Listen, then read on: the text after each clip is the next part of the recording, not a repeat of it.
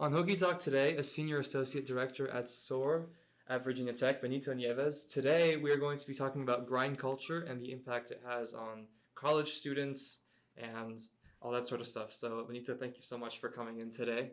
Yeah, thank you for having me. I look forward to this. First question is, how would you define grind culture and what do you have to say about it, I guess, off the bat? Yeah, so grind culture has actually been picking up in research and conferences, just discussions, I think, in general in society, and especially on college campuses in the most recent years. Some folks might know it as hustle culture, which is another way to define it. But I think there are some parameters between grind and hustle culture. Within the concepts we'll talk about today, I think it encompasses both of them. Mm-hmm. But a brief definition of grind culture or hustle culture would be this prevalence of needing to be on, available, and ready for the work and demand that you have, responsibilities that you have. This is related anything to a job that pays you, or leadership positions, or anything that's geared towards advancing you in the sense that you need to invest yourself into it. So I think it's more of like your giving of everything you have into the amalgam of the responsibilities that you have. Mm-hmm. But I imagine a lot of the time it can be a good thing, though. Oh yeah. Sure. So that's the double-edged sword of it, right? Is that grind culture can really work for your immediate goals, right? So I am familiar with an artist who really wanted to push his like social media influence and how many followers he had. And so he made this commitment to drawing every single day for a year. And so as an artist, that resonates with me. I draw in my own time. Cool. I paint in my own time. Yeah. And I've been doing it for a long time, not necessarily for work, but really as a hobby. And I know how much it is taxing to do it on the constant. That's why I could never do it for money. It just wouldn't be reliable. And he attests to just how much of an impact that made, right? So in a year, he went from 0 followers to 200,000 followers. What? But the thing about grind culture is it's not sustainable, right? So like it's good for your immediate goals. You just need to be in tune with how much of yourself you're giving up during that time, right? And what it's costing you. I guess that's what you see a lot of the time with like celebrities. Whenever you read their biographies or big U.S. politicians or anyone really, they say they have all this money and they're really famous, but at the same time they're also going through the most difficult times in their lives. Just as a trend, I think a lot of people have seen that sort of thing. So that I guess could be a result of grind culture as well. Sure. But yeah.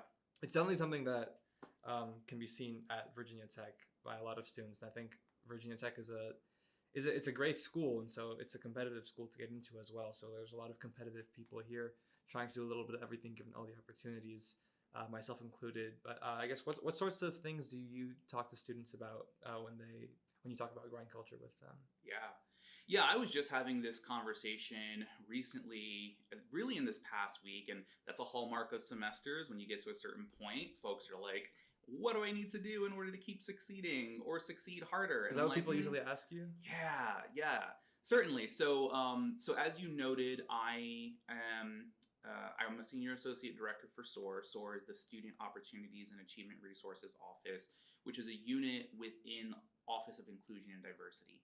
So typically, I reach out to students who have an underrepresented minority identity. So that's students usually with a Black, Latinx, Hispanic, or Native identity. And I specifically am a coach for the College of Engineering. So my caseload, URM students, undergrad in College of Engineering, is near 1,500 students. Wow. Right. And so SOAR as a unit as of Friday surpassed the 1,000 individual student meeting marker in this academic year alone. So since September 1st, we've seen over 1,000 students. Congratulations. Thank you. Yeah, we're really, really happy to be that student facing. And to your question, are these the kinds of conversations we have with students? Yes. So we think of ourselves as a holistic support. And sometimes that's just sitting down and being like, what do you need more of now? Like, how can I be of assistance? Mm-hmm. And certainly we talk about academic successes and personal and professional development type stuff, financial needs, things like that. But, you know, in order to do that, you really need to just build rapport with folks. And sometimes that's just, you know, how are you staying afloat these days? Like, what, you know, how do you feel about this trajectory that you're on at Virginia Tech? Now, I should caveat this by saying that this isn't a new conversation for me, right? So, like, I've been doing higher ed a really long time. What you can probably not see unless the light hits there, how many grays are in this hair. But institution-wise, I've worked at Virginia Tech, Georgia Tech, Emory University, Morehouse College, Rutgers, Princeton. Oh, that's amazing. Wow. I feel like I'm missing one and or two. We'll crop them in afterwards. Right. Yeah. And so I have worked at places that have been high achieving, and certainly there's something there, particularly around the ways in which students identify like how grind culture takes over the way that they feel that they have to operate to keep up, to be That's the thing, when you're comparing yourself to everyone, and social media enhances that too, and everyone's just looking at each other and saying, oh wow, you're doing this cool thing and I'm just on the couch doing nothing, which is the difficult part about it, which I'm sure you've heard a lot from a lot of people. Yeah. I mean, we participate in it, right? Like, grind culture isn't something that we somehow am like, who signed me up for this? Yeah.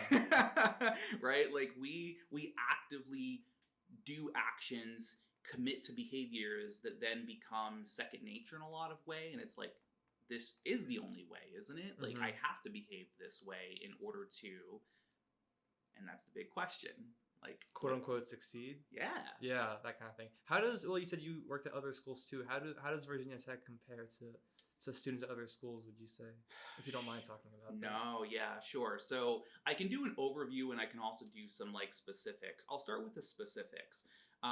So Virginia Tech has this like military affiliation, which is different from any of the other institution types, right? So I've worked at R1s, Research 1 institutions, or large scale public institutions, STEM related schools. Certainly I have.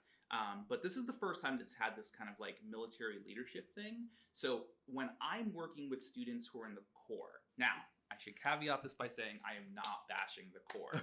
I will say, though, that it probably shocked me the most that students' naps are regulated when they come into the Corps. Snapchat? No, they're naps. Naps. Oh, like nap time, like rest. Oh. And if you've never heard this before, it mind boggles me every time I talk about it, but you essentially have to like put up a sign to let folks know in your hall that you're napping. And I'm like, really? Yeah. Wow. And it's like a commodity. Like, you can only get so much of them. And I'm like, that's a choice, and I get the idea behind it, but rest and sleep is one of those things that largely, even if you don't have someone telling you to make them, you know, scarce, that you're gonna do anyway. Like, that's gonna go at the wayside. Yeah. And so that for me, I think, stands out as one of the things that exist here at this institution that I haven't yet come across in over a decade within higher ed. Comparatively so, I would say that by and large, there are more consistent trends amongst institutions regardless of their type. And this just comes with the fact that, especially in American colleges and universities, there are just a lot of traditions that get carried over as to how this college thing is done. Yeah. And it's like learning the rules to Monopoly from someone. Like, most people, I would bet money that everyone in this room learned to play Monopoly from someone having taught them. That you never sat down and actually like read the rules, which is why you get so many Monopoly house rules, right? Yeah. So college is a set of assumptions to how it's supposed to be done successfully, and that's how folks fall into victim being part of grind culture. And that's a thing more so in America, you would say, than internationally? I mean, not just that. Our whole academic format is different. I've had a lot of international students describe essentially, and I'll use even the words that were used that stick out most in my mind, is that in the classroom, at least in, let's say, a European education, Mm-hmm. the classroom is a monologue, not a dialogue. And the monologue being that there is usually a much older professor who is the expert in the room, and knowledge is received in one way, like from front of the classroom, big desk, out to smaller desks, right? Okay. Where in a lot of American colleges and universities, the academic classroom has the opportunity to be a dialogue, where there's learning happening in all sorts of directions. Yes. So. Okay, and now it's related to grind culture. That's seen as, well, I know that's definitely one part of it, and that's seen as like a big. Some people see it as a pro about the U.S. and some people may see it as a con.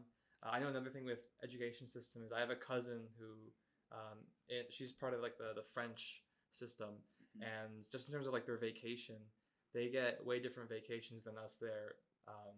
It's 2 weeks in October, 2 weeks in December, 2 weeks in February, 2 weeks in April, and then all of summer, which is drastic. It feels like drastically more than we get here. Sure. So to that extent, you could say that it's less of a grind. Yeah, certainly. And let's equate this to kind of like the history behind grind culture, because we've defined in some ways like what it is. Practically, when we think about grind culture, and I had noted that it's like participating in it. Without a choice, though. I would say that you choose in the way in which you participate, and again, it becomes second nature, as in this is the only way that I'm supposed to operate, right? So we fall into a couple of fallacies, how we're supposed to operate, things that we do to make us ahead. Like some folks choose to compete because they think that competing is the only way. And competing in a lot of ways is the construct here. You're competing with your peers, you're competing in the job market by doing all of the preparatory stuff that comes with college. And that's because it's believed that there's only a finite amount of resources at any given time for the thing that you're trying to do. Finite number of job positions, money, grants, all of that. Which is true, isn't it? Yes and no. I mean, I think students often think in absolutions. If I don't get this internship opportunity, then there isn't, let's say, something else out there for me that would make me equal or more happy, right? I wouldn't be as satisfied. And I'll talk probably a little bit later about like why it's easy for college students especially to fall into that that kind of thinking. But here are some of the ways that we choose, right? There was a study done in 2019, and the source is leaving me, but there was a study done, and it was shown like 45% of the workforce actively posts like or shares something out on social media about like how they have this work toil tax, like oh, I grind so hard, like get it, like, you know, like look at me being a person who hustles, and that is something to be revered, right? And it's like you are celebrating just how much work you're putting in, regardless of what you are offering up for that. And this is why I want to go to the historical context of this, right? Social media didn't exist when grind culture was birthed. I can't tell you where and when grind culture started, but I can tell you it was in its essence, it was alive and kicking back when this country still had slaves in southern plantations, right? So let's think about the historical context of this, because I'm going to credit here Tricia Hershey, who is this activist, author, artist, who went to school at Emory University. She's based out of Atlanta, and she has this nonprofit called the NAP Ministry. She calls herself the NAP Bishop, and she does a lot of research in how rest, like just taking a pause and choosing to interrupt grind culture, is social justice work. Historically, let's look at the research that she's done. So the expectation for working out in the fields for slaves, it was like 19 to 21 hour workdays, right? It's like there were times through slave accounts that folks don't even remember lying their head down like on a pillow, right? Like it's like work, like forced labor, and then your worth is how much you can work. And she's done everything as visceral to like, trying to understand what is the demand of like a single person. And the person might be like 500 pounds of cotton, and has gone to Black owned cotton fields in North Carolina to really put hands on what does 500 pounds of cotton feel like, right? And the demand that would have on the body. She adds this notion that like women, for example, were out in the fields and they would give birth, right? And immediately be told they have to go back to work. And this comes back to what you noted about like, the difference in a French system and a US system of how many weeks we have off. That's what we hear all the time about like work leave. If I have a baby, what is paternity or maternity leave look like, right? And so that has been a part of this capitalist way of being in this country for a really long time, and we still participate in grind culture, only this time it's not necessarily by force. We have to participate in it, and there are ways you can interrupt that. Okay, because I guess a way that I could say that I am currently participating in it is just with internships. For example, people are in college, you see one person getting an internship and that automatically means that they're doing something you're not doing and doing better than you. My family likes to point out that college, maybe if you continue to live in the US, maybe the last time in your life where you actually do have vacations. Just because once you enter the workforce, especially in the US, if you have very little leave, college summers, which go from, at least here, from May to August, maybe the last long summers you have. So don't do an internship during that time. So it's a lot to think about, and it's also hard to make that decision when you see other people doing internships.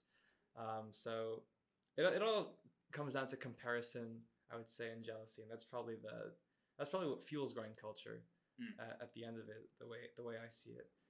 But I mean, with this podcast, at least for one, I don't know if you're familiar with Gary Vee. He's this big like a coach also, and I heard the term grind culture for the first time, which was like a week ago or 2 weeks ago. He's the first person I thought of, because he's always pushing like marketers to do 4 TikToks a day, 10 posts a day, go. You can't sleep. He's like, I didn't go out a single weekend in my entire 20s, and that's how I got to where I am today.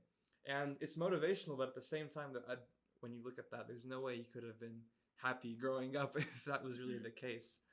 So there are a lot of influencers like that. It's just something that I've seen in my experience with grind culture. But I'm sure a lot of other college students have seen similar things as well. Yeah, it's interesting because you certainly can have some folks that are examples that thrive, right? And I think this is the nature of just when we're talking about college in this day and age, there are so many examples of folks who will tell you that like you don't need to go to college in order to be successful. As a student affairs professional and like lover of higher ed, in a lot of ways, like my own personal narrative is rooted in just how much college saved my life and me from my own pipeline. I will always encourage students to seek this thing during college. But I am choosing to be a part of a field that I know there's a lot of opportunity in deciding how is the best way to do this college thing, to make a lot of really poor decisions. Grind culture is one of those really big things to participate in that can spiral you in. This is not like this, your trajectory and ultimately where you land in whether you succeed or not, will be to your detriment, right? And so it's like you'll get your degree and you'll leave and you'll hate everything that you've done, or you hate how spent you are. I ask a student. It's a legitimate fear to have. Sure. And I ask, well, this is so interesting, right? A legitimate fear to whether you succeed or not. Here's a triggering question. What is the worst thing about graduating and then having nothing lined up and not knowing what to do? So let me ask you, ask you, what would that mean to you? It'd be scary. I mean, I'd feel to an extent like I'd wasted a lot of time. It would mean that, for one. And secondly, I guess it would feel like I'd be frustrated I didn't do a good enough of a job, where I would hope I'd be better off after having gotten my diploma. I would hope I'd be, I don't know where I want to be personally exactly after graduating, but I would hope it'd be somewhere I could be happy. And if I wasn't, I'd be frustrated, at least for a little bit. But I'm fortunate enough to have a family who supports me, so I could always go back home. If that were to be the case. Yeah, I would probably answer with that to start with. Yeah.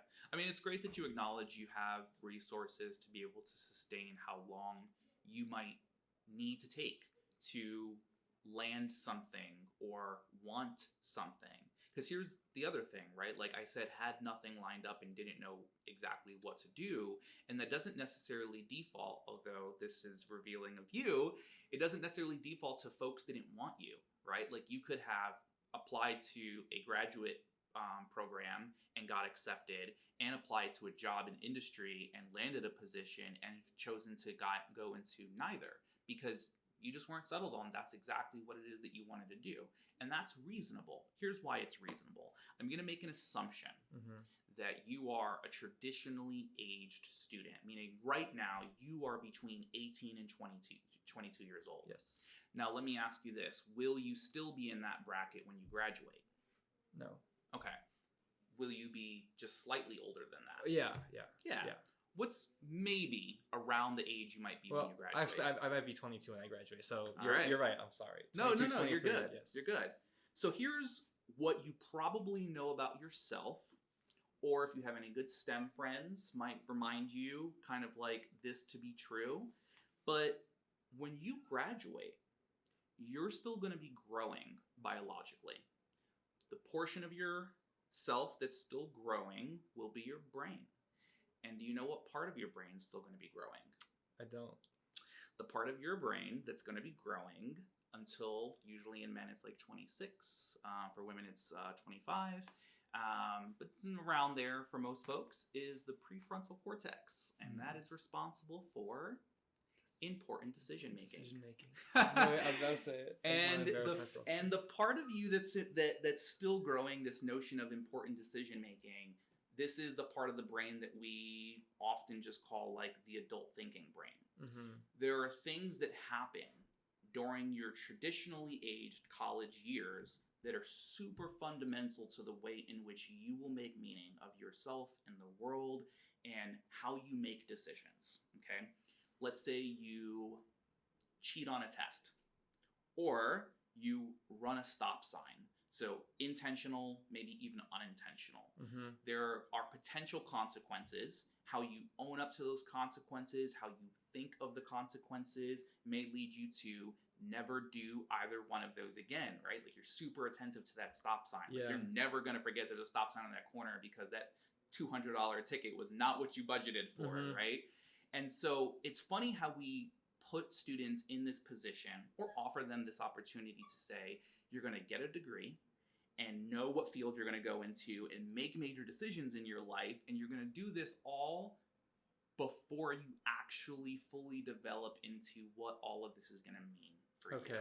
So I don't think that it's necessarily a bad thing that you end this time at college and just take some time to just like marinate. If that's what you need, take it, right? This is why I wrote an op-ed recently about like student debt and what are some of the options. I feel like students should leave things like the Peace Corps or doing like conservation work where you can like defer student debt if you have it, or even have like a portion of that paid back through the public service loan forgiveness program.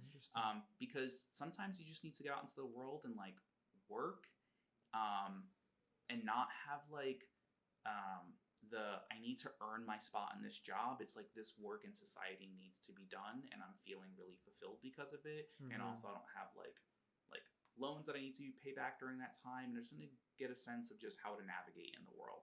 Sometimes students need that. That's really cool to hear. And I'll say my current path right now is probably graduate at 22 and immediately find a job.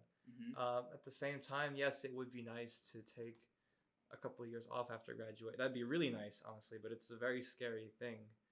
I've actually put a little bit of thought into it, whether I would not go straight into work. But then it feels very risky, but could be worth it at the same time. I worked very hard to try and study abroad my junior year, because that's something I've always wanted to do since being a kid. And I'm in industrial engineering right now. And I just couldn't find a program that would fit into my schedule that didn't require me to add an extra year of college. And that would be very expensive as well. So I thought it would make more sense if I were to even go abroad to just take a year off after college, something like that. Could be fun, and go abroad. And yeah, I mean, it's just something most people don't do. Yeah, and maybe that's because we often hear you do this, and then the next step is grad school or workforce, right? There's not a lot of narrative out there for some sort of alternate option, nor should it be the alternate. So is grind culture in the end a good thing or a bad thing? I would say it's more of a bad thing, right? Because here's the deal is that there's way more negatives to it. I noted earlier, and I'll state it again, grind culture isn't sustainable, right? And so there are things that we offer up to be able to participate in grind culture.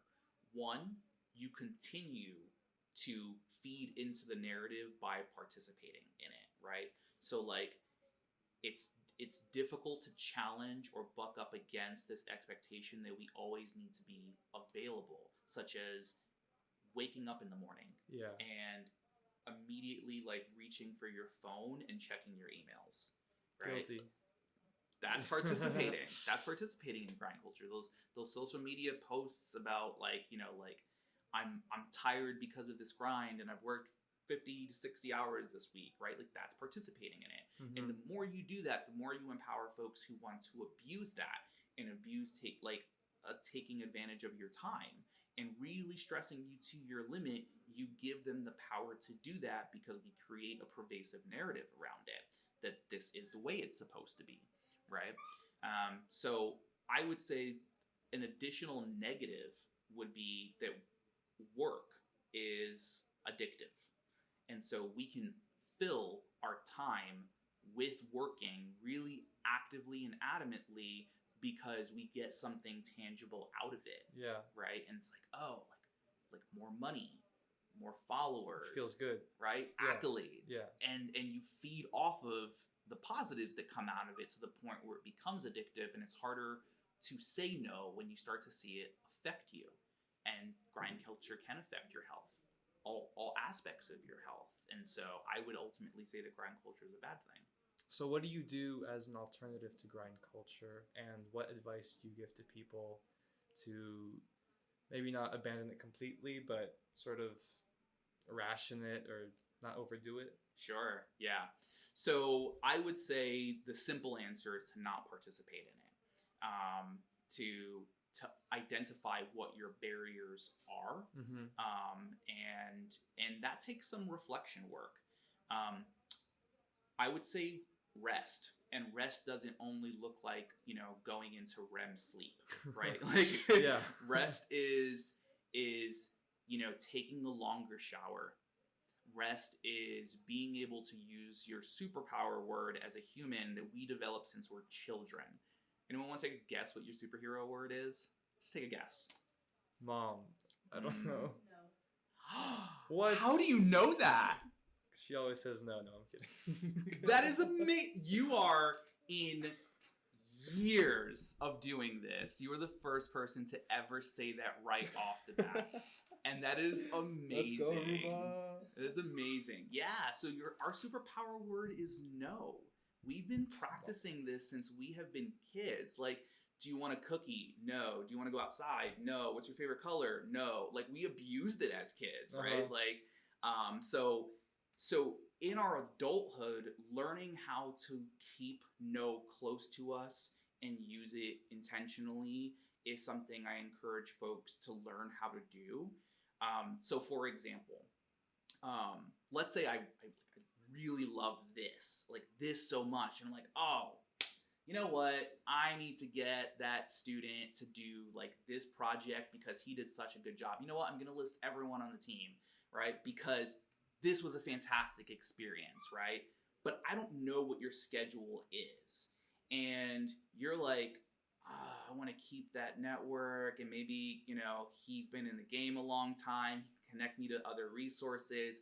I'm not going to tell him no, despite the fact that I'm bogged down with exams and other projects I lined up, right? If you don't know how to say no, then you're going to, again, participate in this activity grind culture thing for the sake of the benefits at the expense of yourself and give me a yes. Or you give me a no, but let's say you even lie about your reasons. That's another way that we use no in a bad way, is that we're not authentic about why we're saying no. Which if I find out, hurts your credibility, right? In a lot of ways. It does more damage than what you intended. Yeah. So I think being honest about your no and being like thankful for the opportunities that come your way because you've demonstrated your talent, something to the effect of like, thank you so much for that opportunity. That sounds really exciting. Like at this time, I'm so booked, but I'd love to do this in the future. I don't even have an open window to be able to give you. Would it be okay if I reach out to you in the future for something, because I don't know when I'm going to be able to commit to that, right? That's honest. It's real. It's you're complimented for the fact it's like, you know, thank you for recognizing something great in me. So I think being honest about our no, you know, being frank and committing to that no. So don't tell me no and I'm like, oh, but I think this would be such a good opportunity. And you're like, okay, like be committed to your no. So that's one way, is to use your superpower of no, and to actively just like resist participating. Also, I'm not talking about self-care. And again, I'm going to credit Trisha Hershey. She identifies that like rest as resistance to like a social justice pushback against grind culture isn't about self-care. It's about community care, right? And so if you see that person, that peer who seems to do it all, right? Like they're in 18 credits, they hold this position, they're running this project, and you see them and you're like, I don't know how you do it, but I need to keep up with you. Rather than be in that mindset about how to compete, I think it's like reaching out and being like, hey, like I see that you do so much. Like, are you taking care of you? Like, when do you rest? And then if the answer to that is this glorified like those who rest don't get it, right? Like, then, you know, you say, you know, that's a shame to hear. Like, I do hope that you take rest for you, you know? You don't look tired in the here and now, but I want you to take care of you. I think that actually does mean a lot. Actually, this weekend was like the first time that I feel like I told myself that I wouldn't do any work for like all of Sunday, essentially, and a lot of Saturday as well, which I haven't done all semester, which has felt very long. But it did feel very, very cool.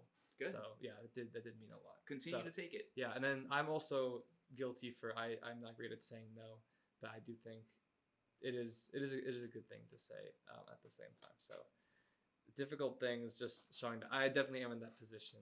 I find myself in that position of overdoing things. I think sometimes at the expense of self-care, but it's not horrible. But no, and it's important to recognize. Yeah.